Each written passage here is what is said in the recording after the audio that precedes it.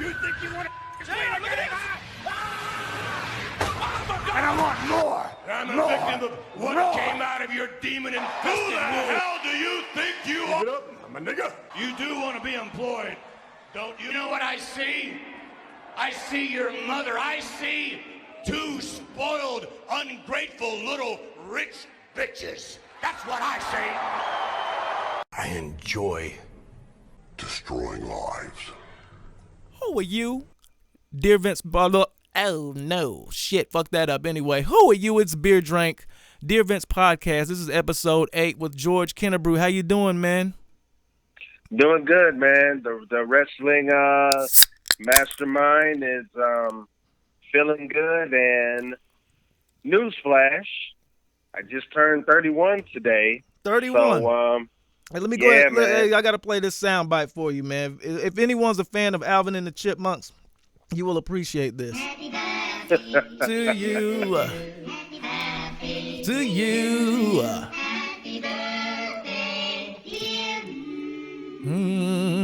Can you hear it now? No, I can't. It's playing. With the bootleg masters over here. Happy birthday, man. Definitely 31, man. Damn, you put me to shame. I ain't even gonna say how old I am now. I thought, damn, all right, fuck it. It is what it is, man. Great. Yeah, man. Great job at 31, man. Straight up. Great job. Yeah. Just man. Great job for not being over 35 yet, damn it. Yeah, man. Like it's truly, like, in all seriousness, like it's truly, a blessing. I truly thank God for, allowing me to, even make it to 31, because I understand, it's a lot of people out there, that didn't even make it to 30. So just the fact that I'm one of the chosen few to make it to 31, I'm just extremely, extremely thankful for that. But I tell you what, man, I couldn't think of a better way to kick off this 31st chapter of my life, so to speak, than on the Dear Vince podcast, because, boy, I tell you what, you want to talk about a wild weekend of wrestling, man. Holy shit, yeah. AEW versus WWE, and you know what, man? It was closer. It was closer than we thought it would be. Yeah, I was gonna say, you know what, man? I know this podcast is centered around, Vince McMahon, and I know most of the time, we do a lot of constructive criticism on WWE as it is, but you know what? Oh yeah. I'm gonna make an exception. I'm gonna make an exception this week, and I'm gonna give WWE a round of applause, because I gotta say, Extreme Rules was a pretty damn good show. Definitely was. Man. I guess this Paul Heyman effect is doing some kind of good, because the WWE put their adult pants on. Hell yes, they did, man. Hell yes, they did. On Sunday. What did you think of the Paul Heyman speech during the pay-per-view Extreme Rules? That shit was fire. I think it was great. I think it was great. I love it. It's always, I tell you what, like, Paul Heyman has just developed that reputation now to, whenever he comes out, to either cut a promo or either just cut, a promo teaser, for Brock Lesnar. I mean, it's going to be big, and that's just a testament, to the overall talent of Paul Heyman on the mic. Like, he knows, how to word, certain things. He knows, how to project, a certain thing that needs to get out. And on top of that, he's a terrific salesman. Like, he knows he knows how to make you buy in and, keep you on the edge of your seat. And that's why he's one of the longest tenured managers / promo men, or whatever you want to call them, that's made it this far. Oh yeah, or whatnot. So yeah, man. You know what else I like? Paul you know Heyman what I like? Keeps on going. You know what I love too that he did was it wasn't at Extreme Rules. It was on the night after on Raw. He made sure for people that aren't tuned into the internet and wrestling gossip and wrestling news, he made sure he threw in there that he is pretty much he has a hand on everything now. Like, I forget exactly how he worded it, but he was like, for you he to said, in case you haven't noticed, uh-huh, I've got all the stroke around here. There you go. See, that's the reason why I need that's the reason why I need the birthday nigga himself, George Kennebrew, Mr. Wrestling, number 31 on the DVP podcast. But yeah, I definitely appreciated that, because a lot of times, like, you know what I'm saying, people that just watch the show and then watch the pay-per-view, like, that don't really know, because some people don't even understand it. But the one thing about it, the wrestlers are actually starting to bring it up, like with Kevin Owens and shit, but a lot of people don't even understand that there is a creative process and a writing process. They think that some people think that they just fucking be going off the hip, just a freestyle, and that shit's fucking hilarious. But yeah, it's fucking dope that he threw that out there, man. But shit, you already know what we got to talk about, man. Straight up, we predicted it first. We predicted the shit first. We predicted it first. You asked, like, yo, who do you think? Finn fucking Balor. There can only be one person. There's only one perfect fit for this thing, and you broke it down. And truthfully, as Finn Balor's celebrating and his music started to wind down, a little bit different, but it was the same concept, I was like, holy shit, we were fucking 100% right down to the fucking details. And yes, it happened, guys. It happened, folks. Man. Listen, let me tell you something. Let me tell you something, man.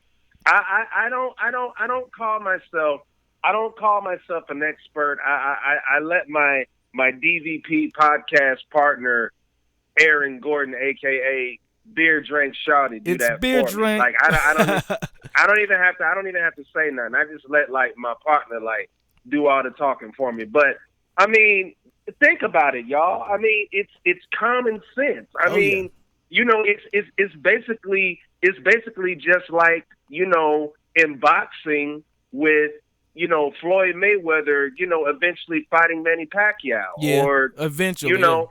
Mm-hmm. Yeah, or like in basketball, you know what I'm saying? Like, you know, Michael Jordan and Kobe, you know, ended up eventually facing each other. I mean, when you got two men, you know, whether it's in sports or in some form of sport, like when you have guys that have similar talents or what have you, and even similar gimmicks, which is crazy. Yeah, and even or in this case in professional wrestling, when you have two similar guys with two similar gimmicks, and you know, if booked correctly, and if the storyline is laid out correctly, if they get in the ring, especially if the in-ring chemistry is there. Oh yeah. I mean, you already know the magic is going to be made, and you know, I just envision, you know, with Bray, like, you know, being reborn this year in 2019 and coming out and completely reinventing himself with the Firefly Fun House. When I saw this, when we first were witness to this Fiend layer of his gimmick or character or whatever you want to call it, I said to myself, when this guy eventually debuts on Monday Night Raw, I'm like, there's only one good fit for him as an opponent. Yes, and sir. That's Finn Balor as the Demon. Demon. It just makes sense. I mean, it's just like Brock Lesnar and Goldberg. Yep. And hey, real quick, and we're gonna jump right back to it. Definitely a huge rest in peace to Pernell Sweet Pea Whitaker, because we got on the whole Floyd thing. You know what I'm saying? But definitely, man, like that shit really fucking hit me, because I remember growing up, and that's aging myself even more, or dating myself, so you niggas know exactly how old I am. But you know what I'm saying? I'm not even gonna say he's the absolute greatest defensive boxer of all time, and the top 3 most fun, or truthfully, in my opinion, my favorite boxer to watch. Like, if you're not sure, I'll put it this way: if you're like a new boxing fan or a moderate boxing fan and haven't been watching longer than 10 years or something like that, definitely look up some Pernell Whitaker highlights, mm-hmm. and you're gonna be like, wow, what in the we fuck. Definitely rest in peace. Rest in peace to one of the greatest ever to fucking do it. And some people will even you contend he is the greatest to ever do it. But anyway, shout out Pernell Whitaker, man. Let's get back to it. Yeah, I was just saying that. Yeah, man, it's just like, any other, dream matchup in professional wrestling. Like I said, Goldberg and Brock Lesnar, Hulk Hogan and The Rock. You can go, Shawn Michaels and, Bret Hart, I guess. Yeah, for WrestleMania 12. You said Stone Cold Rock, didn't you?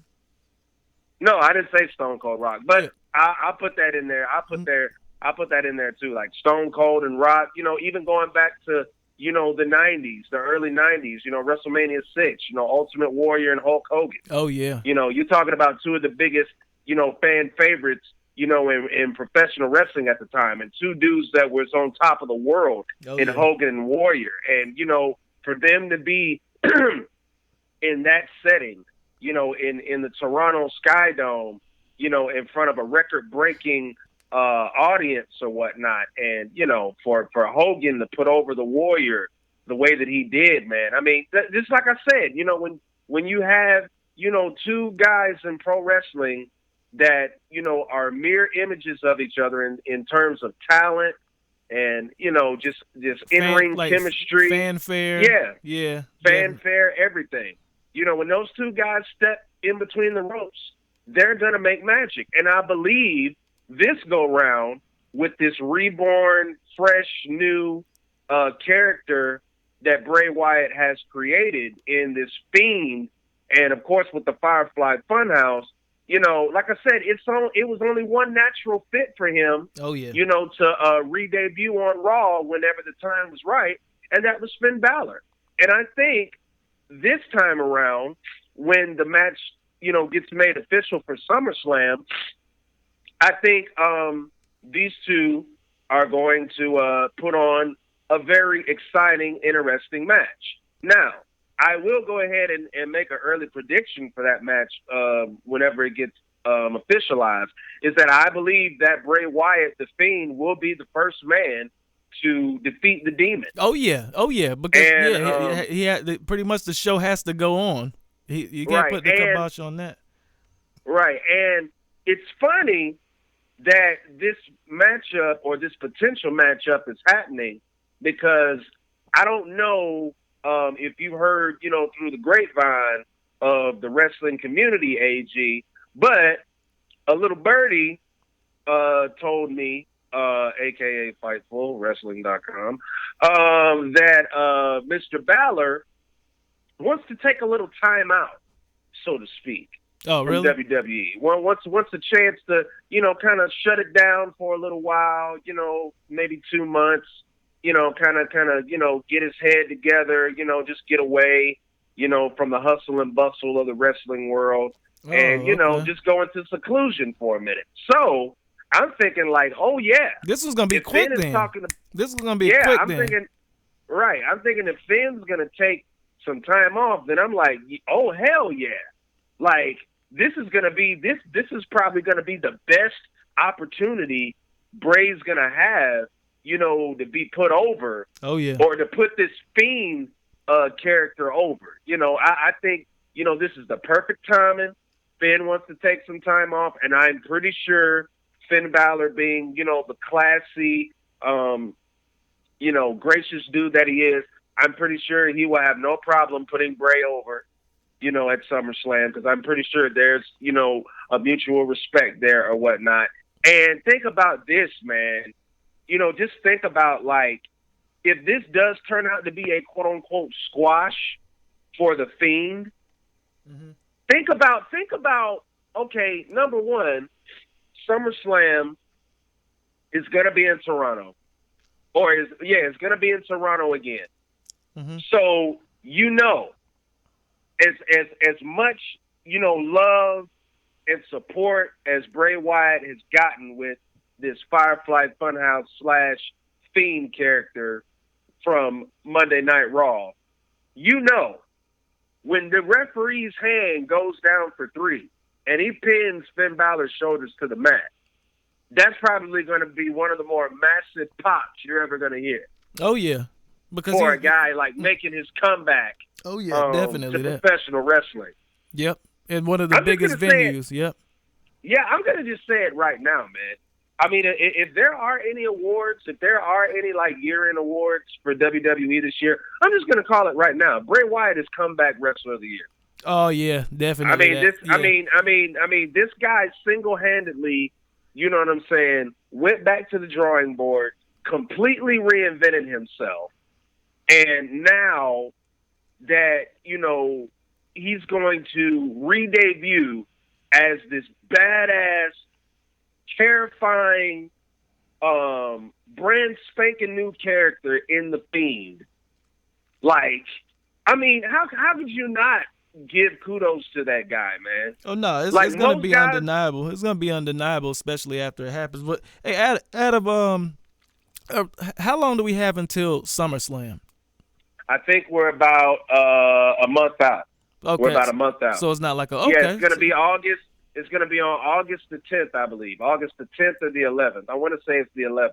Oh, okay. So that's what they're going to do with this then. They're just going to, I mean, because I had no idea. I didn't hear that rumor that Finn was wanting some time off. So with that rumor already in motion, and, if it's believable, like, you know what I'm saying, this is definitely going to be a good one to where they can sell this feud. They can sell this feud within a month because, like just how you said, the Fiend, the Demon, you already know what's coming up next. So, yeah, they could definitely sell this. Just have the Fiend and, truthfully, even regular Bray come out and torment Finn for 2-3 weeks.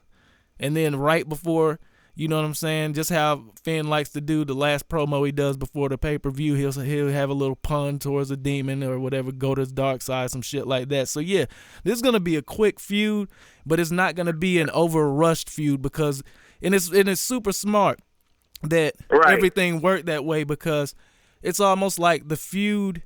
I'll put it this way. If you watch some Firefly Fun Houses from back, pretty much any of them, I put money Bray is so smart that he even has some subtle Easter eggs that would may even mention Finn. You know what I'm saying? Or even those tweets those cryptic tweets that he was putting out.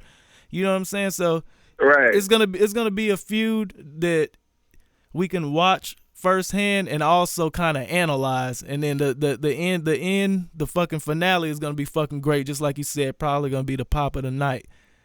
Now, with that being said, when it comes time to do our SummerSlam predictions episode on the Dear Vince podcast, when that match is made official, I am going to personally hear this, DVP listeners, including all you WWE jock snippers out there. Hear me clear.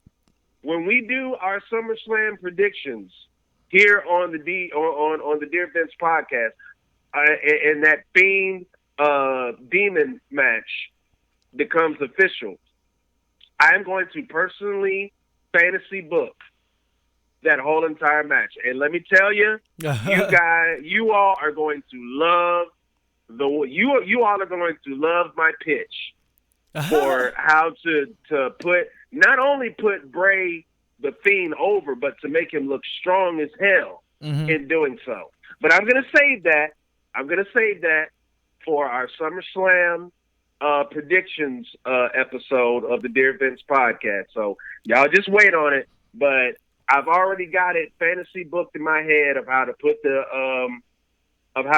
Fiend over. And I can guarantee you this, AG. If you think the way that I booked the Fiend's debut was something else, wait till you hear my prediction for how it's gonna be detailed. I believe it's gonna be hyper. It's gonna be fucking super detailed. It's gonna be. I'm telling you, man. It's gonna be on some. It's gonna be on some A1. It's gonna be some A1 type shit, man. Well, hey, when we come to that episode, we're gonna start off with that.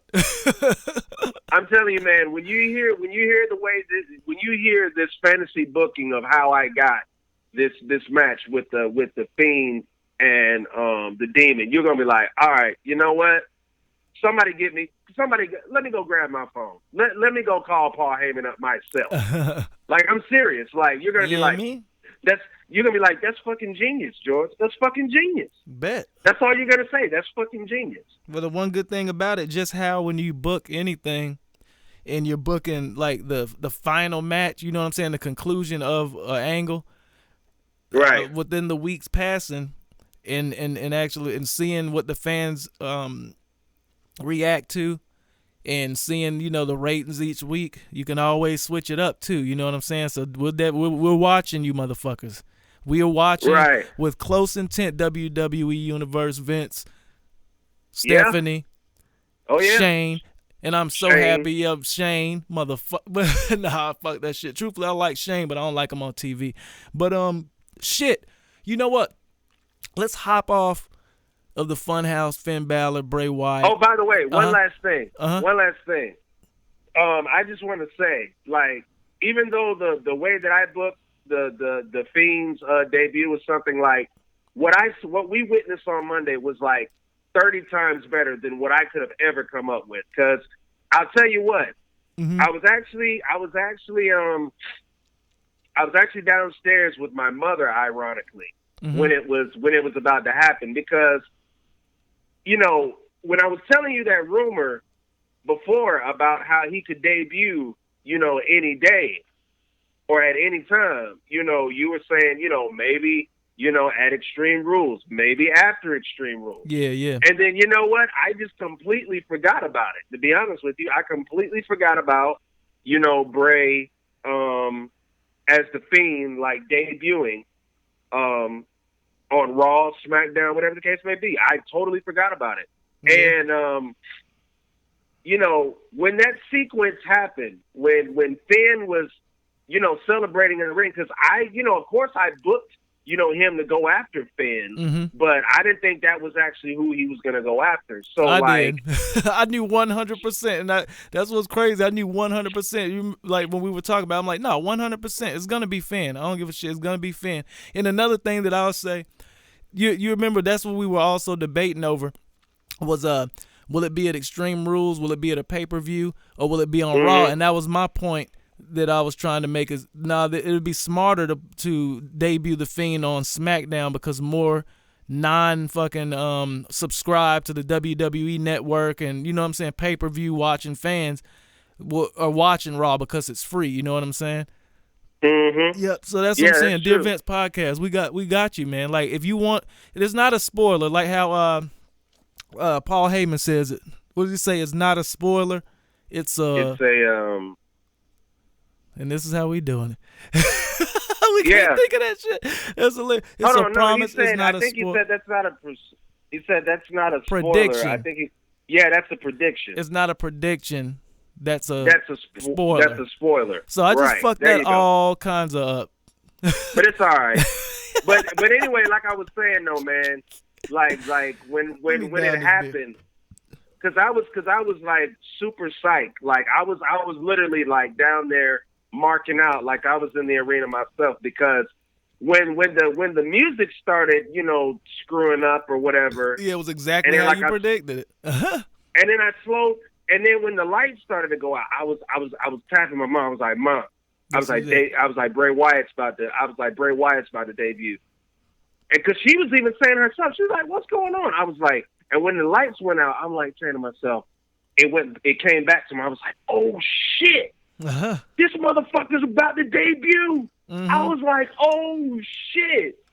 I was like in my mind, I was saying that, but man, I tell you what, when those lights went out, I thought like I said in my fantasy booking, I thought a red light was gonna, like, you know, just be a spotlight in the ring. And I thought he was just going to be standing there like with his arms lifted or whatever. Dude, if that would have fucking happened, I would have called you right on the spot. I would have called you right on the spot. But that's close enough, man. Like all but I like the fact that they just didn't knock all the lights out at one time. I like the way they did it at levels. And then had them already in there. I think you could even hear some scuffling. I like the fact that when the lights did come on, it kind of was like a kind of flashing spotlights on to just him, and it was funny because even when the spotlights came on, I'm pretty sure most of the fans that were there saw it up on the Titantron or in the screens above the ring. You know what I'm saying? That's when they really popped because it was like, you know what I'm saying? A lot of these people don't watch the Dear Vince podcast. Some of you fucking assholes don't watch this shit, but you know what I'm saying? A lot of the people that did pop, I'm pretty sure that they were fucking been watching, you know, all past 7 episodes, and that's the reason why they knew it, because we've been saying this shit for about 2-3 weeks now. But yeah, I love the way they did it. I love absolutely love the way they did it. And then what set it off for me, man, was like after the lights went off, that fucking laugh, man. That shit was gangster. Yeah, that shit was crazy. That shit was gangster. Yeah. I was like, no, hey, you know what? Is here. You know what? I know. I'll take it a step further. And the best part of that entire thing with me was the horror film sounds. Like they had horror film sounds, and that was fucking crazy. With during the whole time, it was like, I don't know what you call them. Like most of the time, whenever you have like the old school horror film, when you have the knife fucking hacking the camera just on the hand holding the knife, yeet, yeet. Right. It was like those kind of fucking piercing. I don't know if it's a violin or not. Probably is a violin. Those piercing things, and they just like they absolutely murdered this shit. They absolutely fucking murdered this entire fucking vignette, if you want to call it. But I put it this way: if you didn't believe in the Firefly Fun House from the beginning, I bet your ass believe in it now. Right, because dude, that was the best, and I love the way like. When he was laughing, like they didn't even throw it back to Michael Cole and them. It just faded to black and it went straight to commercial break. Mm-hmm. I'm like, that was the most gangster shit like I've ever seen. Yeah. Like in my life. Like for somebody re-debuting, like, and just that motherfucker laughing, like, and then it just faded to black. Yep. I'm like, oh yeah. That son of a bitch is here. Yep, because no one should have words after that. Like you gotta gather yourself up after a fucking comeback like that, and after a debut like that, right. And last thing we're gonna say about this Wyatt re-debut as the Fiend, I have got to give a round of applause to the Raw broadcast team. Corey Graves deserves an Oscar for this. Michael Cole did an excellent job in selling it. Of selling it. Yeah. Like, you know, you could tell he was looking up at the monitor and not being a ass clown and looking up at the ring. He was actually looking at his monitor. So good job on that. Good job on for all of y'all, like looking at y'all monitors and like when you finally realized like it was him. With Finn in the Sister Abigail position. Like I loved you all like selling, you know, your not surprise, but what's the word? I love you all selling your astonishment. Yeah, your response. Right. So, damn, that's crazy. See WWE creative. It's all about the details. It's all about the fine, intricate details. That's all it is. That's all it is, man. That's all it is. We need y'all to do better, and y'all are doing better. So hey, you know what I'm saying? I give last week's Raw an A. I give it an A. Straight up. I give it an A grade. Wow. Rating. Yep. A from AG. I give it an A. Straight up. So, but shit, what do we have? Let's jump off of WWE real quick and just talk about Fight for the Fallen. Or you know what? Let's do it like this. You know what? Fuck it. I'm co-pilot right here. I'm co-pilot in this shit. So like, however you want to do it, you want to go Fight for the Fallen, Raw, or not Fight for the Fallen, Extreme Rules, or do you want to just pretty much say point blank period which one was better and why you think it was better? I think that's the best way to do it. Well, I'll just go ahead. I'll just go ahead and recap Fight for the Fallen real quick. I'm not going to go into all the matches. I'm basically just going to go into the matches that just stood out to me or whatnot. Because if we try to break down this whole entire damn card, hell no, it's gonna we're gonna see another low percentage in viewership or whatever, and we're not trying to have that anymore. We're cutting it for you, trying guys. to bring the people back in. Yep. So I'm maybe just gonna recap, maybe like the 3 or 4 matches that stood out to me. So I'm just gonna go to the main card first, and then I'm gonna talk about one particular match on the buy-in pre-show that really caught my attention. Oh God! So I already know. so the first match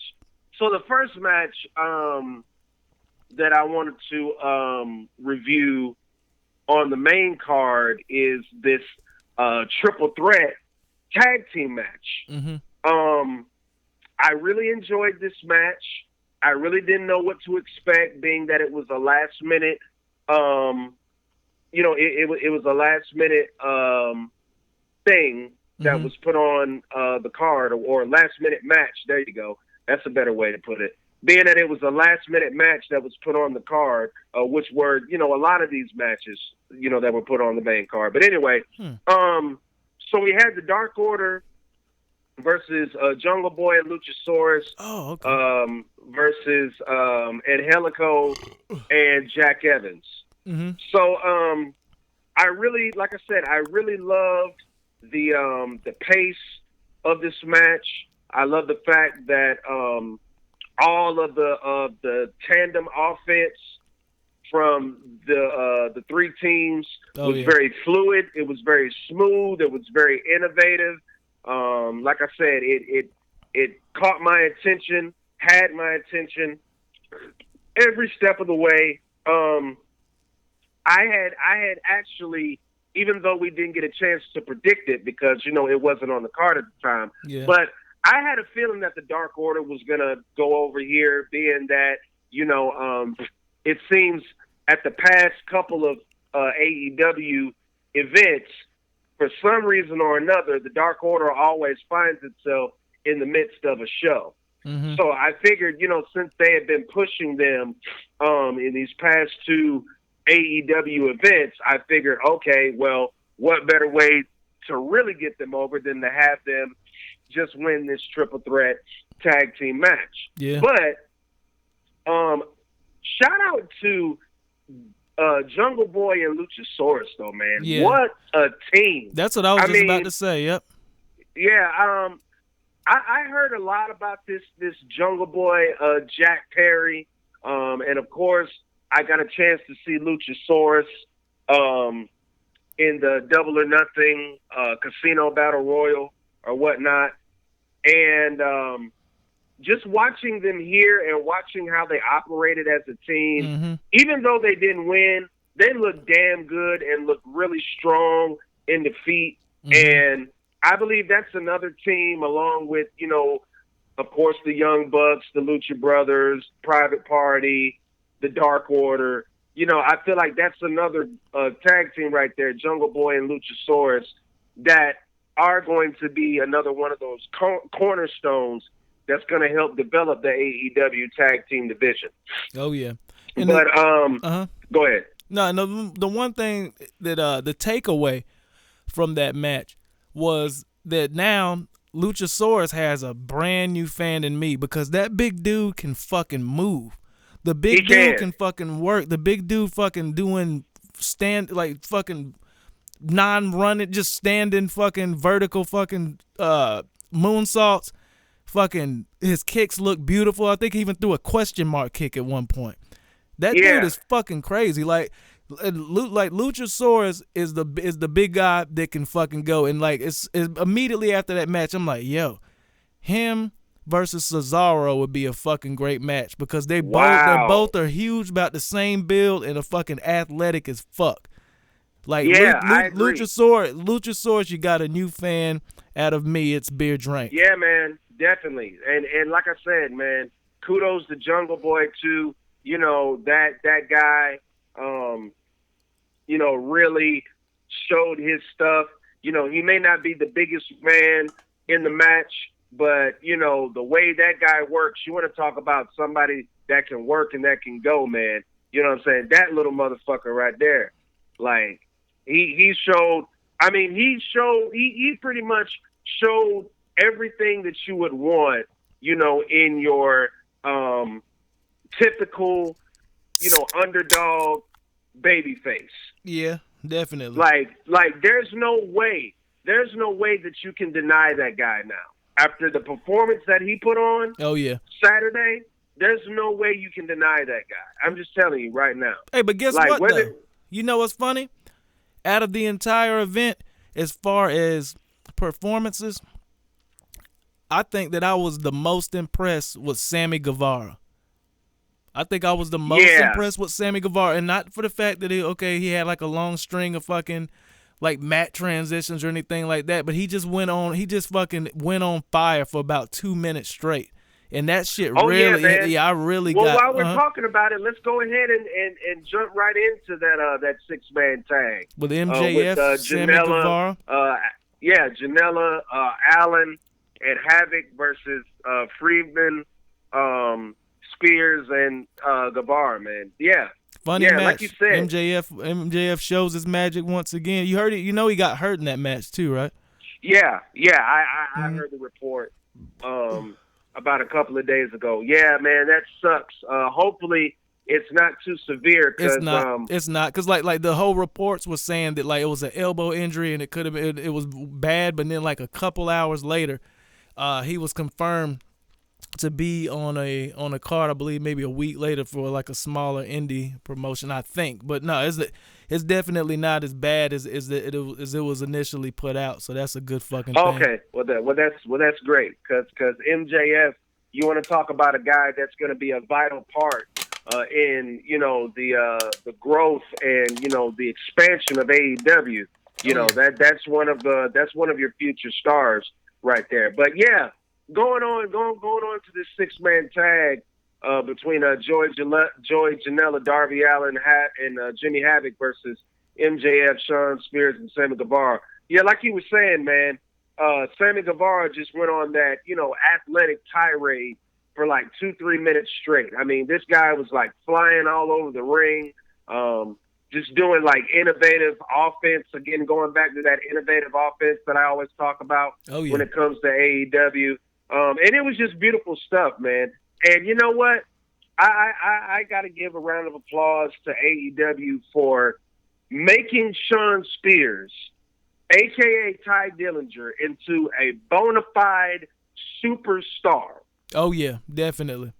I'm telling you, like, that guy, when he came out, that dude had, like, volcano heat. Oh, yeah, definitely. Those AEW fans were on his ass. Busted they boy. I was just like, wow, man. And then what made it so great, like, and then the nigga, look, not to cut you off, man, but then nigga can't even get 7 minutes on fucking WWE TV. That's crazy. Yeah, that's crazy. Now he's in. Well, now those days are behind him because you saw how he was presented. His AEW debut on the main card. Because I said, they were on his ass like when he first walked out. Hell yeah. Into the arena. I'm talking about, man, I ain't never heard no guy get that much heat like in such a short amount of time, man. Mm-hmm. And what made it so great, what I was about to say, is, the guy's already got merch. And he hasn't even, debuted on TV, for the company yet. And he's already got merch with the chairman. Yep, which is dope. So, and that's beautiful, it's funny, shit, man. But I mean, I ain't gonna lie. It wouldn't take that long to come up with that logo. But in a way, I'm like, okay, so that they meant for that to happen. But no, I guess they were just their creative or graphic designer just quick to fucking capitalize on that fucking chair shot. But you know what I'm saying? Like because I don't think that chair shot wasn't on purpose. Because my thing, they're anti-blood, I think, aren't they? AEW.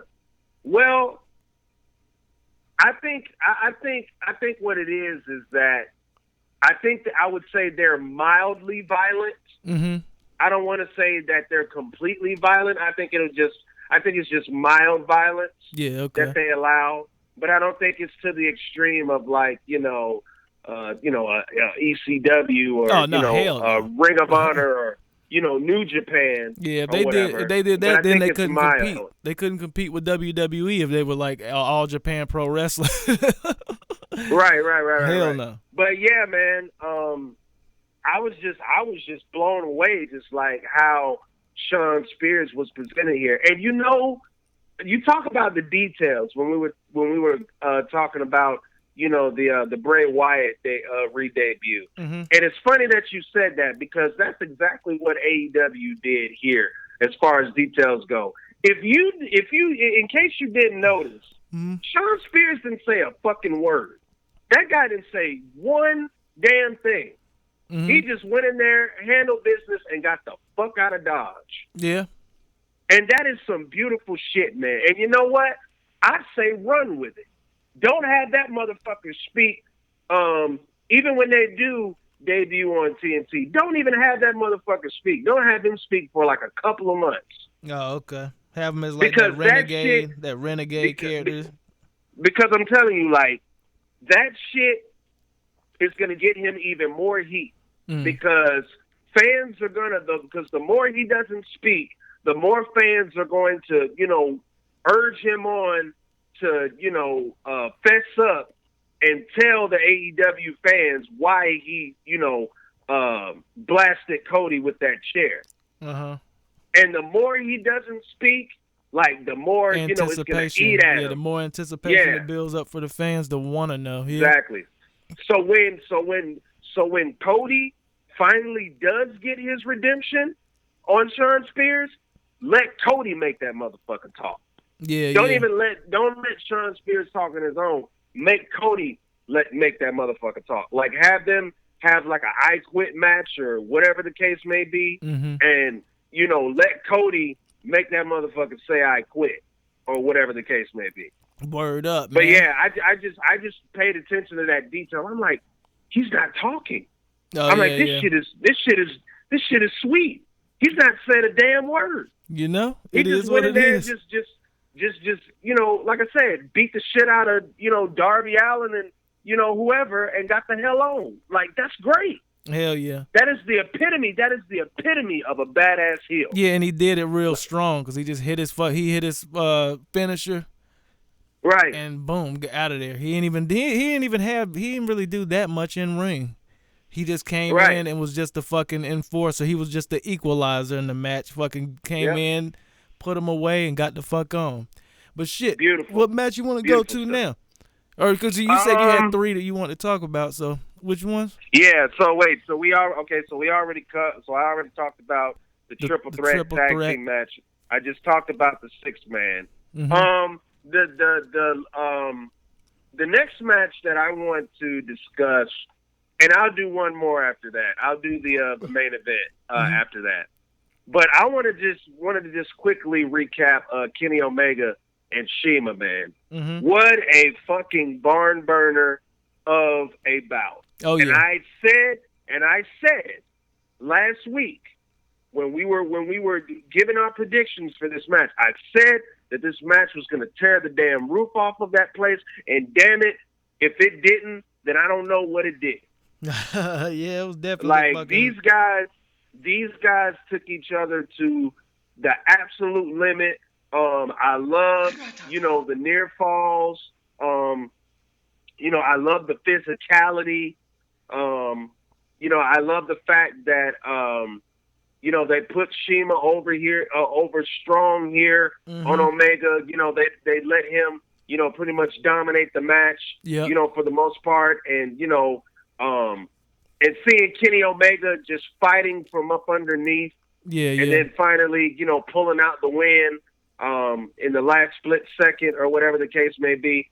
I love that, man. Yeah, it was like, great. Kenny, another thing, a huge shout out to the commentators for constantly bringing up the point that Kenny's yet to get a singles win in AEW, and it almost kind of threw you back to where it's like, oh, he's probably going to lose again. It may even be a streak thing to where the superstar, the Japanese superstar, the world renowned superstar Kenny Omega fucking can't get a win in the AEW, and he's fucking part owner. You know what I'm saying? Right. But then, so yeah, man, definitely great yeah, job man. all around. It was, man, and I love the fact of just seeing Omega fight from underneath, because we're not used to seeing that. Yeah. Usually, when we would see a Kenny Omega match, usually he's the one dominating. Yeah, or it's like tit for tat, just back and forth, like you up me, I up you, you up me, I up you. But to actually see Shima dominate, put them the things majority on of the match, put them things on that nigga, right, and force Kenny Omega to actually fight from underneath and really truthfully earn the victory, like. That was just fucking amazing, man. And that just, when he hit the one-winged angel, like, that just made it, even sweeter. Like, him having to, go to his finisher, like his actual finisher, to put Shima away. That was fucking awesome, man. I love that match. And also, great job to fucking have a 3 count off of a fucking finisher. Like, but it's mainly in WWE, man. Like, people are hitting finishers. In, like, this past week on Raw, I'm like, yo, the zigzag ain't shit anymore. Fuck the zigzag. Right. Like, that nigga could give my girlfriend a zigzag. She'll get up and beat his ass before I can even make it to his ass. The zigzag ain't shit anymore. You remember how lethal that shit was? You ain't getting up from that shit. Like, and it's fucked up, though. Because now, I want to ask you after this. What is the most lethal finisher in the WWE? I'm talking now. I'm talking about as of today. I ain't talking about looking back a month from now or even 2 weeks from now, like today. What is the most lethal finisher who does in it, WWE who does right it, now? Who does it and what is it? Quick. I'm going to say the Stomp from Seth Rollins. Mm-hmm. Definitely. But you know what I'm going to say? What? Damn, but now I got 2 of them in mind. I'm going to say the damn, the Trouble in Paradise. And it's just a fucking kick. I was just about to say it. I knew you were going to say that.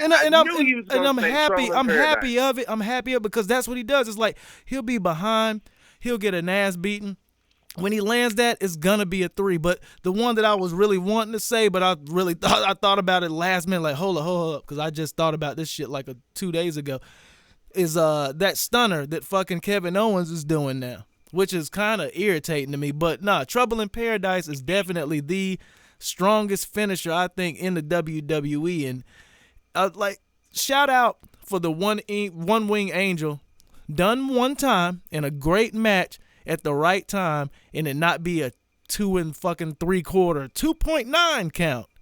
Nigga, we need to see finishers one time, 2 at best, 2 at very best, in a match, not 3 times. You know what I'm saying? Not 4 times. So definitely shout out for AEW for fucking keeping the integrity of the fucking wrestling finisher, man. Right. And lastly, with the main event, and I'll be really brief here. The Rhodes brothers, or as they like to call themselves, the Brotherhood. Dope tag team name. Dope tag team name. Right. Even though so we had the Rhodes brothers, aka the Brotherhood, versus the Young Bucks. Now, personally, as much as I love, all 4 of these guys, I gotta say, man, this was one of the more average performances that I've seen. Oh yeah, it was. I mean, and I understand, this was the first time Cody and Dustin had teamed up, in some years or what have you. But Dustin can't hang with them in no tag team match, to be totally honest. No. You know what I'm saying? No. Can't hang. And I was very surprised that the Young Bucks didn't carry more of this match, because I'm like, y'all are this tag team specialists. Yeah. Like, Cody and Dustin, they're primarily singles performers, but y'all are like, the seasoned veteran, tag team, legitimate tag team wrestlers or whatnot. So yeah, I felt like the match could have been better, to be honest with you. Yeah. I really wasn't digging like, Cody and Dustin doing all these dives and all these high-risk maneuvers. I'm just like, stop trying to conform. Like, you, man. Yeah, like, what the fuck? Like, do it, like JR always says, do what brought you to the dance, man. Yeah. Like, it would have even looked damn better. Well, you ain't no cruiserweight. Yeah, it would have even looked better had Cody and truthfully gave Dustin more time in the ring than Cody to keep the shit on the ground. You know what I'm saying? And just try to really work on the leg or some shit like that. Like, that's what it should have been. It should have been like they really just worked on a limb or two to try to neutralize the fucking the quickness and fucking aerial maneuvers that fucking the Young Bucks do. But they kind of they kind of did both. They kind of tried to do that, but then they kind of fucking failed for fucking. You know what I'm saying? They kind of fucking went for the bait and tried to give us what we want. Yeah.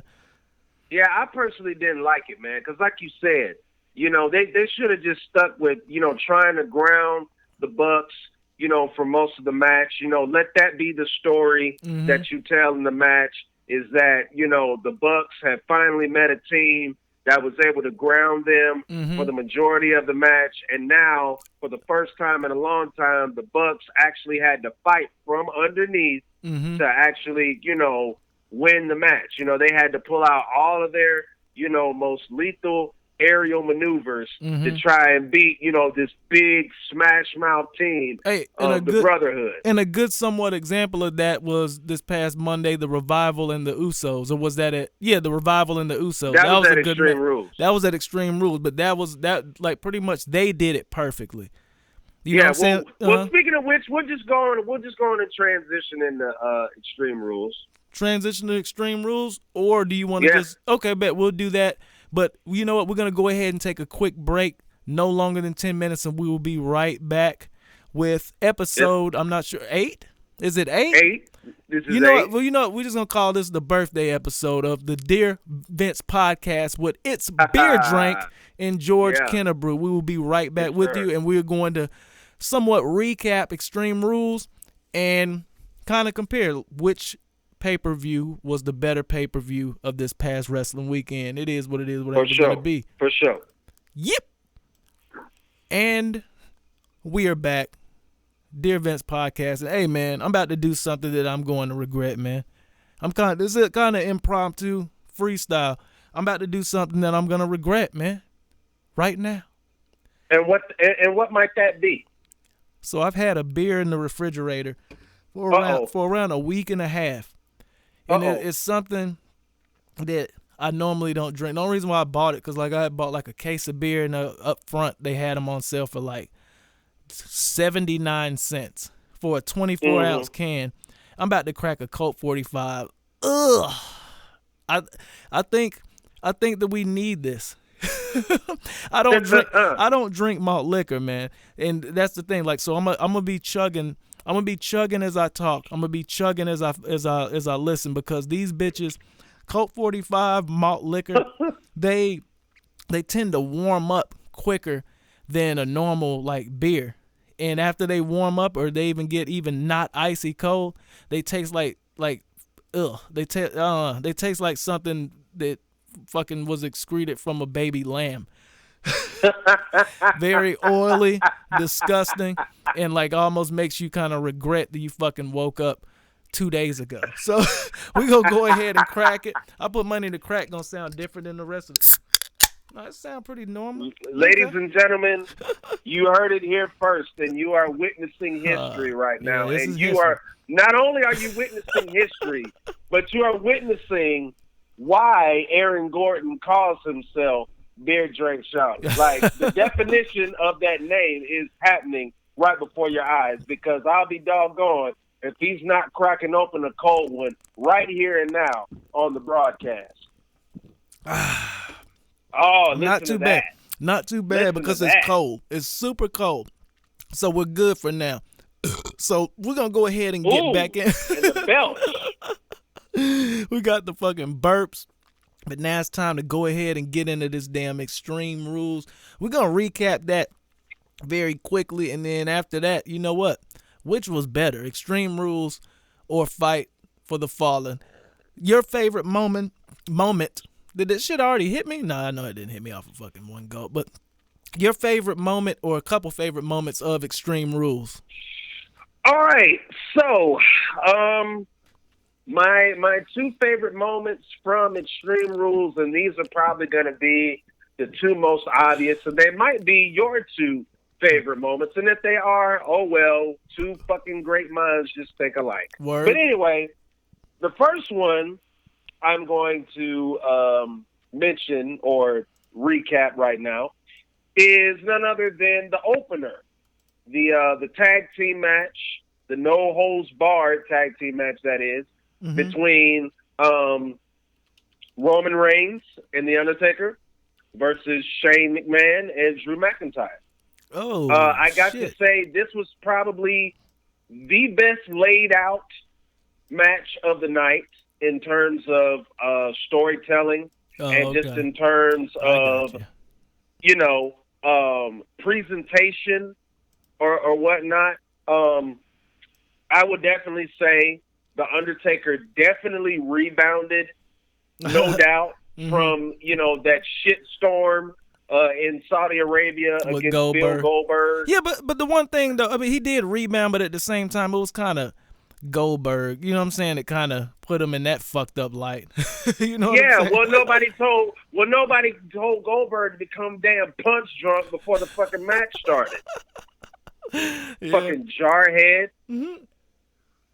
But anyway, like I said, The Undertaker definitely redeemed himself after the Crown Jewel, or not the Crown Jewel, but the Super Showdown event in Saudi Arabia. And we're not even gonna mention we're not even gonna mention that event again on the DV podcast. Oh no, that was the one and done. Yeah, that's the last time we're mentioning the fucking whatever the showdown. Yeah. Holy fuck that event.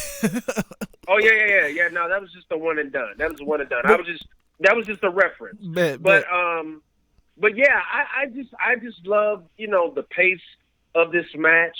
I love the fact that they allowed The Undertaker to display his type of offense in the match instead of him trying to keep up, with the opponents or whatnot. Yep. And I love the fact too that with the closing sequence, I really love the closing sequence of this match. I really think that's what made the highlight, or I should say that's what made the match the highlight that it was, and got people talking about this match, because before nobody really gave a shit, including yours truly. Yeah, me neither. So we even said that last podcast, like, oh God, right. So the fact that WWE Creative was able to actually make chicken shit in the chicken salad, so to speak, as the old cliche goes. Yeah. And really actually make this into a watchable match that you could actually discuss, with your friends, or in this case, on a podcast. I applaud WWE Creative for that. Great job, and like WWE. I said, the closing, right. And like I said, this closing sequence, I definitely applaud WWE for that. I really loved how when The Undertaker was, given the sign, that he was about, to finish off, I think that was Shane McMahon, and there was this great shot. Shout out to the WWE camera crew for this. There was a shot, and I know you know what I'm talking about, AG. There was a shot where The Undertaker is given a sign that he's about to put the finishing touches on McMahon, and it's like literally from out of nowhere, it's like Drew McIntyre is quote unquote rising behind The Undertaker. Oh yeah, I remember that. Camera shot was so gangster. Yeah, I was like, well, damn.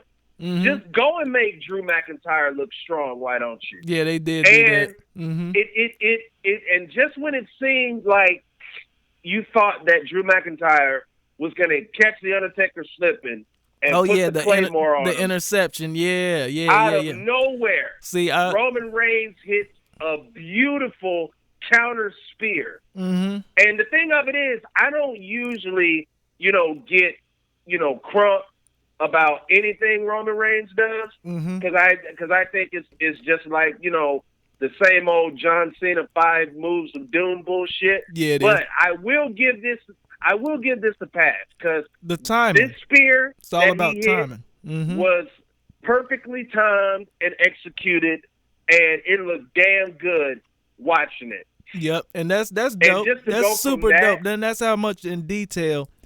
You know what I'm saying? That's why I fuck with you, because like, to be totally honest, that was one. Because I'm like, oh shit, this match isn't over, and then that was like, and you're right, 100 perfect camera angle, perfect timing, and perfect staging, and that was done perfect. And then, like, just when, and mind you, ladies and gentlemen, this all had happened when The Undertaker, was making his comeback, because I believe Shane McMahon, I don't know what no, it was after Shane McMahon had hit, his signature elbow spot from, off the top onto the table, and he had dragged Undertaker back in the ring, and it seemed like he was about to the no sell to pin him and win the match. And just when you thought the Undertaker was out, he does that legendary sit-up spot, gives Shane McMahon 2 choke slams, follows it up with a tombstone pile driver, 1, 2, 3. The crowd explodes, and that was a damn good way to open the show, man. Like I say, I got to give WWE Creative a lot of credit for that, for laying that match out. Again, I was talking to my mother about Extreme Rules, because of course I told y'all she watches the product too, and she even said herself that quick question, quick cutoff question. Have you introduced your mom to AEW? Really quick. I have told her about it. What does she think about that? Well, actually, she hasn't witnessed the product yet.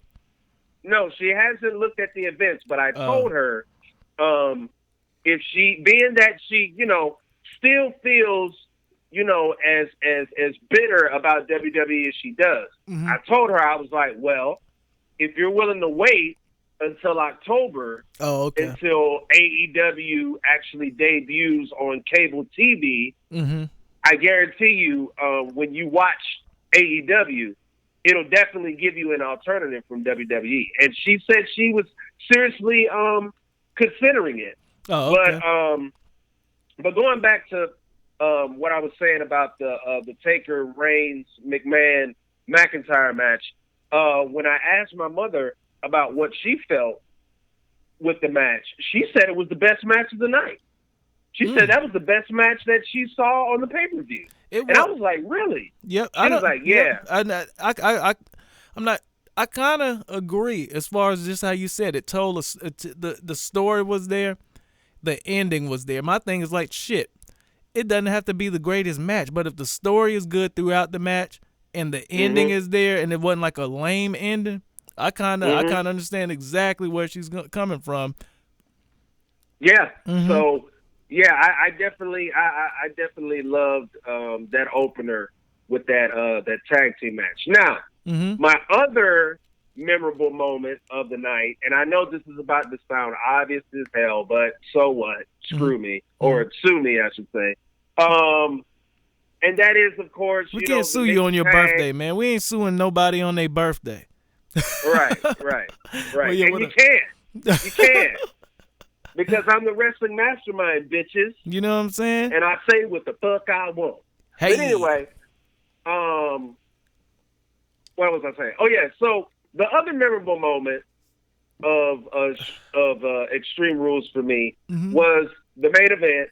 And I know this is going to sound obvious as hell. But as we were talking at the very top of the broadcast about Paul Heyman, man, I mean, the way he set this shit up, with Brock Lesnar, and for Lesnar to actually appear and prove Heyman right, I mean, you can't do nothing but give it up. I mean, that was the perfect swerve, man. Yeah. Hey, because how many times? Because how many times had Heyman come out on WWE TV, Raw in particular, and tease Brock's going to cash in. Brock's going to cash in. Brock's going to cash in. But he never did. Another dope thing about it is the fact that it was kind of an impromptu main event. You know what I'm saying? Because it was like, if he's going to cash in, then he's definitely going to cash in at the end of that. But it's almost like a fucking, you know what I'm saying? Pretty much what I said, an impromptu main event. Because the actual scheduled main was Seth, Becky, and Baron and Lacey. You know what I'm saying? Mm-hmm. But then I love that too, and truthfully, that's the one because I thought for sure that we would have the exact same two, but I'm glad you kind of, you know what I'm saying, threw it off with the Roman Reigns joint. But this was one of mine, so I'm only gonna give one on mine. But I agree with you on the Brock pop up. That shit was fire. And the last thing I want to say about that is by Brock cashing in the contract and winning back the Universal Championship.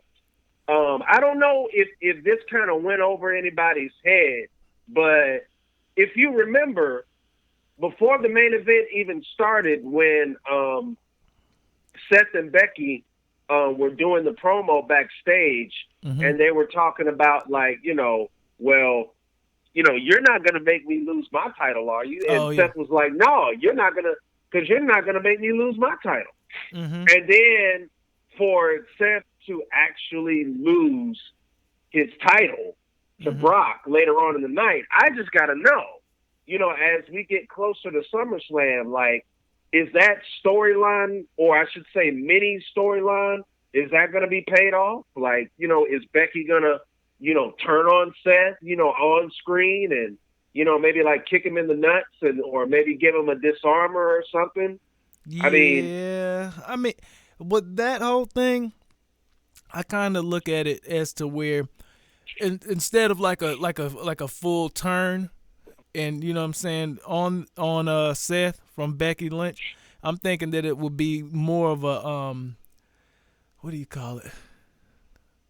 Like a feminization of him, like a kind of more of her looking down on him, like pretty much. And it's fucked up that they even have that angle with the one, I forget, Kanellis, the one hot chick, Kanellis. Oh yeah, where she's talking shit. Yeah. I think it may turn into something like that, but very mild, to where she just kind of like throws little one-liners in during their interviews and shit, the where he's like kind of thinking about, like, hold up, you know what I'm saying? Like maybe they'll do it to where it's like kind of resurrecting his balls.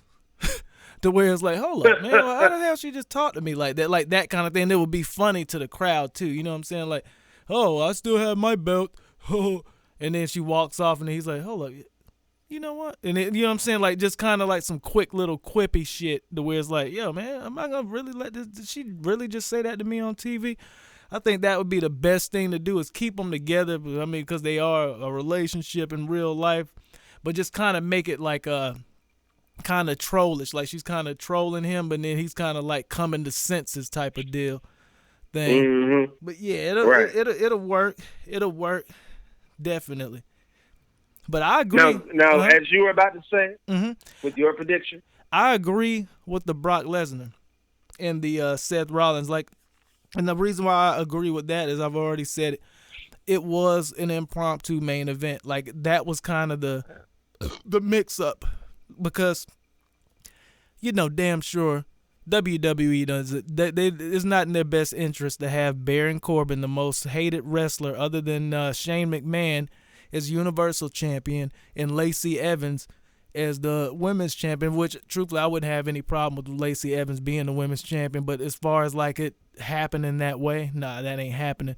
But I just like the fact that Paul Heyman put it out there, and it wasn't a prediction. It was a spoiler. Brock Lesnar did exactly what Paul Heyman said was going to happen, and that also shows that Paul Heyman, in his creative role, like just how he said, he has a lot of stroke. You know what I'm saying? It's kind of kayfabe versus actual talk. He's like, as y'all know, I have a little more stroke around here, as you said. You know what I'm saying? So now that kind of showed, like, you know what? like a lot of times y'all don't believe me because I don't, you know what I'm saying? Or am I telling the truth or am I Paul Heyman?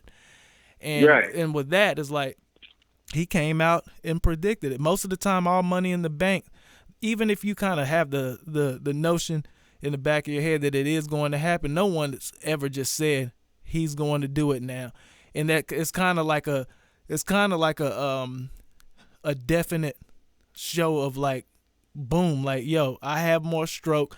Brock Lesnar's about to turn in the fucking briefcase, and he's going to be your champion. What did he do? Turn in the briefcase, and he's champion. So it's kind of like, I don't know what you call it, an oxymoron or some shit. I mean, I don't know that that's probably the wrong word for it, but it's like, it's a double or a double entendre or whatever. It's like he's showing that his creative shit is going to go over and it's going to happen. If he says it's going to happen, it's going to happen now because he actually has that fucking hand in there.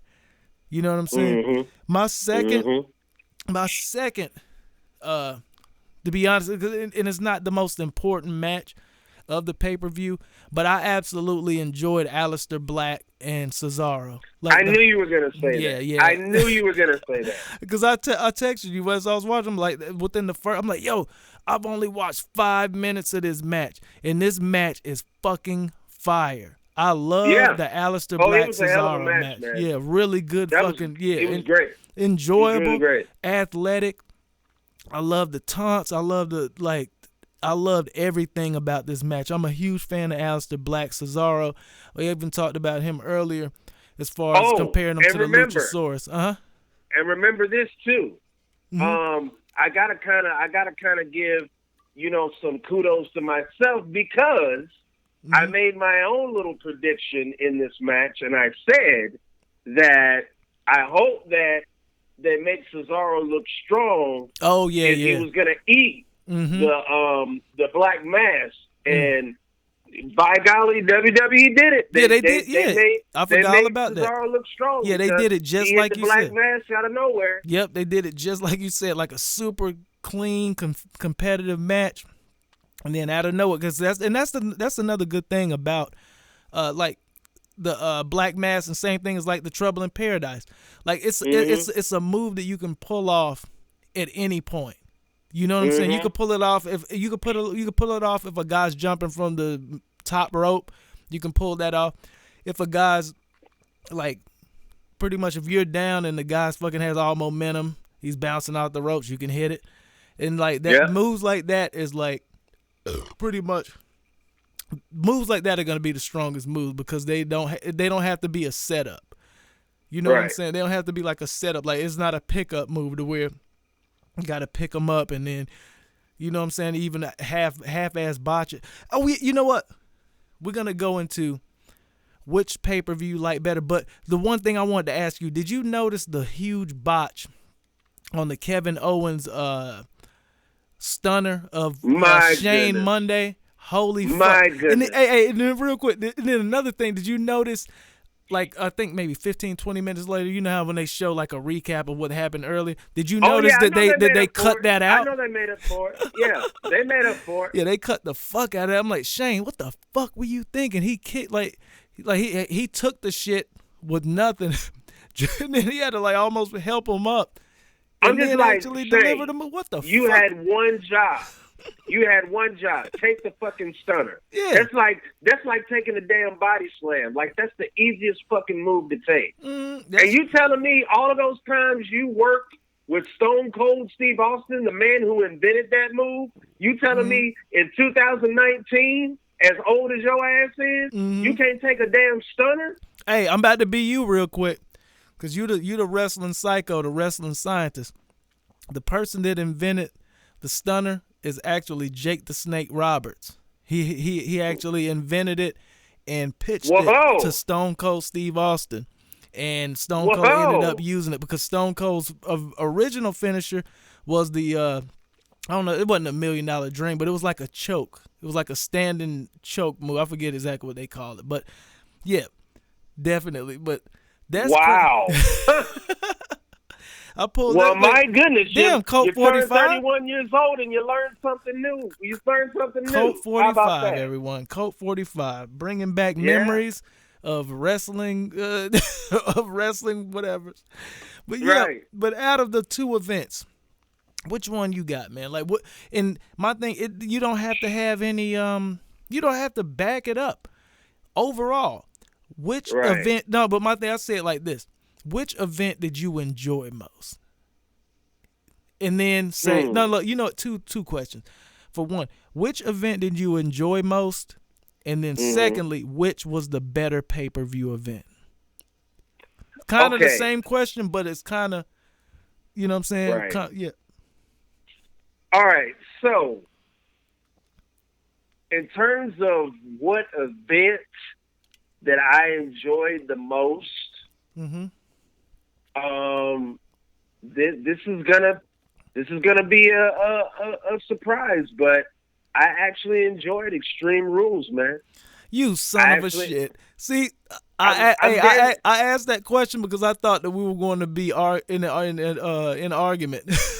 Because I did too. Yeah, I enjoyed. Hey, man, like I said, WWE. Like I said, this Paul Heyman, effect. Like it really got them up on their toes, man. I mean, this guy is really like I thought he would. This guy came in and he was going to make his presence felt right off the bat, and he sure as hell did. Definitely. Yeah, man. I mean, hey, y'all know. So you enjoyed Extreme Rules more than Fight for the Fallen. Yeah, and I'm gonna tell you why. I enjoyed Extreme Rules more than Fight for the Fallen, because between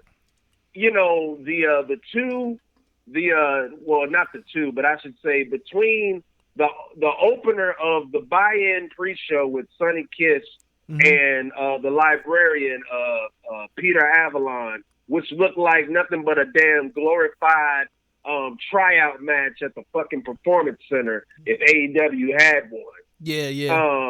That kind of disappointed me, and it was also a damn shame that a women's match, that wasn't even the opener of the damn card, did better than the actual opener itself. Like that. I mean, and that's no disrespect to the ladies performers or whatever. It's just a simple fact. Like, if you're the official first match of the event, like, you're supposed to go out and steal the damn show. And it's like, I didn't expect it to be a 5-star match between Kiss and Avalon. Yeah. But I mean, hell, at least I expected it to be entertaining enough to where I'd be like, all right, that was solid. But man, like, these two guys were out there going through the damn motions. Yeah, I'm like, what the hell is going on here? Yeah, they still but learning. Not trying to ramble on or whatever. But that's my point.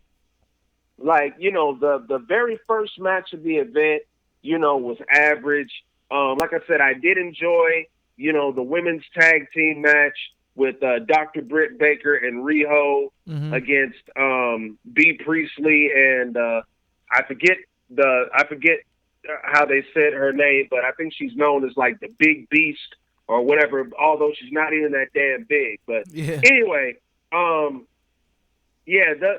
match was way better than Sonny Kiss and Peter Avalon. And then going back to what I was saying too about, the main event, I'm just like, why the hell do y'all have Dustin and Cody Rhodes, especially Dustin's old ass, trying to be a damn cruiserweight, knowing damn well that's not his style. Yeah. Knowing damn well that's not his style of wrestling. And the same thing with Cody. And the thing is with Cody Rhodes, I'm like, brother, you really need to watch your ass, because the last time I checked, your ass almost lost your damn brain cells last event. Yeah. So if I was you, I'd be taking it easy. Yeah, don't take no hard bumps, and just keep it to the mat. That's what we were saying. Yeah, like, man, they should have been mat. They should have been stabilizing the aerial game with mat wrestling, and then it would have still been just as entertaining as fucking Dustin doing a fucking head over heels from the apron to the outside. It would have told the story better had they fucking kept it in ring, especially their fucking father's Dusty Rhodes. Like, fuck, You know what I'm saying? Man. Even wrestle that style. And you know another thing that pisses me off, truthfully? Why in the fuck don't we see Cody or Dustin use the fucking bionic elbows? Like the rolling of the hands and then boom, huge elbow. Like that, there's some disrespectful son of a bitches, man. Yeah, but you know what? Hey, I'm gonna take back the son of a bitches because truthfully, we're future AEW fucking writers and videographers and so you're not a son of a bitch, man. Yeah, but my thing is, that's the thing that really like just pissed me off the most. Is like, why are y'all having Dustin and Cody conforming and trying to, keep up with the Young Bucks? If anything, the Bucks should have been trying to keep up with them. It should have been the other way around. Yeah, to even show off their mat skills. Yeah. Right. And another thing, that disappointed me too, to a certain extent, about Fight for the Fallen was fucking Brandy. Oh God. I was just like, but see, I told you. We're gonna end it. Hey, we're gonna end it on Brandy. We're gonna end it on Brandy. We at 120.50. We're gonna end it on Brandy because the funny thing about it is like that was like the kicker. I was like, I got faith in her. I told you, man. And what did she do? I think she didn't even train really hard. That shit crazy. I don't think she did either. And then the funny thing is like, it was great how you were trying to, give her, some type of, I'm not going to say puncher's chance, but it's funny how you were trying to give her some type of hope and trying to wow me saying like, yeah, she did a damn springboard arm drag, in training for the match. I'm like, yeah.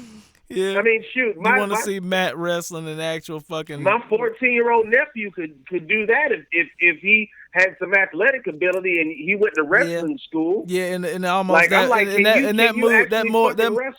move is more dependent on the person being arm dragged, truthfully. Right. It's like it's a 50-50 or 60-40. Yeah. And then on top of that, you bring back Awesome Kong. I mean, even though it's great to see Awesome Kong, but my thing is, where is the damn story? Not really. Where is the motherfucking story? Why the fuck are you and Awesome Kong together? I don't give a fuck about Awesome Kong right now. Like, to be totally honest, come on, man. Like, I don't give a fuck about Awesome Kong right now. But the fact definitely a legend, but I don't give a fuck about Awesome Kong. You're fucking up the story, man, because you're sitting up here, doing this, confessions of a teenage girl, type of promo where you're talking about you don't believe in yourself and you don't know if you fit in or not. Oh well, hey, you know what? Hey, we could give her some kudos for that. She sold that. She sold that pretty well. But you know what? I think the only thing she did, right? The commentators sold it more well than she did. Because I forget who it was. Was it Jim Ross? Like, why the hell are you confusing the story, though, Brandy? Like, if you're going to be the heel, be the fucking heel, but be the heel that knows how to damn wrestle. Hey, don't be dependent on outside interference of Awesome Kong for most of the damn match. Hey, but look, this is the last point that I'm going to make as far as AEW for now, and truthfully the podcast. I think that AEW, and I'll let you close it out. I think that AEW, they are just happy about the sales that they're making from pay-per-views, the pay-per-view buys, and everything like that. I think that all the stories and pretty much everything is going to come together in October. You know what I'm saying? Doesn't it seem that way to where it's like they're kind of just throwing shit together? You know what I'm saying? Like they're going to wait to October. And that's another thing that I was going to say about you. Like, you haven't presented the AEW product to like your mom yet. But my thing is, any wrestling fan that maybe even haven't watched wrestling in a while, or a wrestling fan that hasn't watched AEW, the best way to do it is to put them on to the soap opera of wrestling rather than like the season finale or series, not series finale, but like the season finale. You know what I'm saying? So you can actually get to know, you know what I'm saying, the characters. So I'm thinking that's what it's gonna be. When October comes, then they're really gonna start like pulling shit together. So right now they're just kind of fucking. I can see your point. Mm-hmm. I can see your point on that. or whatnot. But my thing is like, okay, even though we know that's the direction, or at least we seem to know that's the direction that you're going. My thing is why do you have to wait all the way up until October? Like, why can't you get us prepared now, or at least give us a sample size of what we're going to see on TNT? But the reason why is because we have Being the Elite, and pretty much they're going off of real AEW fans, so they can do it on a smaller level, not pay as much money, because I put money they got. A lot of them are using cell phones for their little segments on Being the Elite and whatnot. So it keeps the ball rolling on stories somewhat, but Being the Elite is the most genius thing in American wrestling because it's a behind the scenes, and you actually see stories unfold in front of your face, just like the whole no one gives a fuck about this story, the librarian shit. Like, you can see that, like, the dude's done with it, the bitch likes the fucking story. And also, a lot of people don't know that the female on the librarian's angle used to be in WWE development as Blue Pants. But anyway, like, wow. Yeah, definitely. And the whole thing about Being the Elite and the social media aspect of the AEW, it's genius because it's almost doing it half-assed, but it's almost like they're practicing. But then I'm thinking that they have like the real writers writing for that first episode, like MJF. That's the reason why they're not giving us MJF constantly, even on Being the Elite. That's why they're not giving us MJF constantly on the pay-per-views. We're not even getting like dope-ass 10-minute interviews after the events because they're saving MJF for the fucking first show. Like, when it goes to primetime television, that's when they're going to pull out all the stops. That's when they're going to pull out all the creativity and writing and actually fucking make you either love or hate these characters that they have in AEW. And then that's when we're going to see the smoke that AEW is really bringing to the WWE. Well, there you have it, ladies and gentlemen. There's nothing I really need to say after that. Aaron Gordon has said everything that needs to be said. All I'm going to say is if that is the case of what my partner just said, then I just want AEW to live up to it. And most importantly, and I'll say this in closing, and most importantly, as far as like these openers in events going forward, make sure that the guys that you're putting on in the very first match of, whether it's your buy-in pre-show or your main card of your pay-per-view, make sure those guys are ready. Because clearly Sonny Kiss and Peter Avalon, the librarian, were not. So even if you have to go back to the well and put SCU, whichever combination you want to put on, as, the opener of your buy-in pre-show, or even on the main card, just do it. It's nothing wrong with it. Because when we watch an AEW event or when we watch Wednesday Night Dynamite, from that first match, that first segment on, we want to be fucking fired up about what AEW is all about. So that's all I'm saying. So Cody, Bucks, Omega, Tony Khan, make sure in the future when you're doing these events and you're doing these opening matches, put the guys out there that are fucking ready. Because if they're not ready, you see what's going to happen. They're either going to be average or everybody's just going to be like, get the hell off my TV or get the hell out the ring and let some guys that are ready come in the ring and do their thing. And that's all I got to say about that. You heard it here first, guys, and I'm going to give it to you one more time, man. A huge happy birthday to you, man. Definitely. And I appreciate it, Aaron. I thank you to all the DVP listeners that tune in every week to the podcast. Like I said, it's a definite blessing. I am, definitely thankful to see the 31st year of my life. I know it's going to be no different than 30. especially when it comes to this podcast, and I'm going to make the most of it. Definitely. And, yeah, man, we going to keep on rocking and rolling, baby. Rocking and rolling. Spread the word, folks. It is the Dear Vince podcast. This was episode 8. We will be right back next week, Wednesday, on top of everything. I hope you all enjoyed it. It's me. It's Beer Drink here with George Kennebrew. Who are you? It's my birthday, bitch. Who are you?